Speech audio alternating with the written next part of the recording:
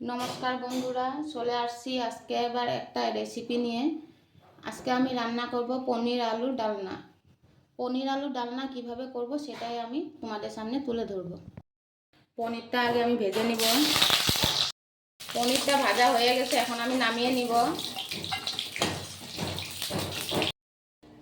এখন আমি দিয়ে দিব কড়াইতে তেজপাতা, দিয়ে দেবো একটু গোটা জিরা, আর দিয়ে দেবো আমি কয়েকটা কিশমিশ। এখন আমি দিয়ে দিব কড়াইতে কাটা রাখা আলুটা, দিয়ে দিব পরিমাণ মতন লবণ, দিব আমি টমেটো, কাজু, পোস্ত একসঙ্গে পেস্ট করে রাখছিলাম সেটা আমি দিয়ে দিব।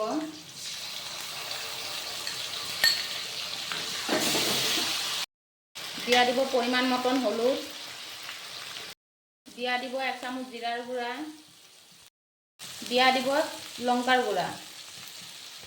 আমি একসঙ্গে ভাজা ভাজা করে নিয়েছি। এখন আমি দিয়ে দিব পনিরটা, দিয়ে দিব কেটে রাখা লঙ্কাটা, দিয়ে দিব এখন আমি জল,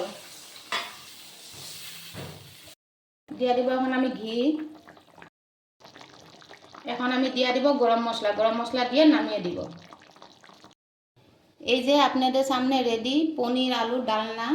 ভালো লাগলে লাইক কমেন্ট শেয়ার করবেন। চলে আসবো আবার একটা রান্না নিয়ে।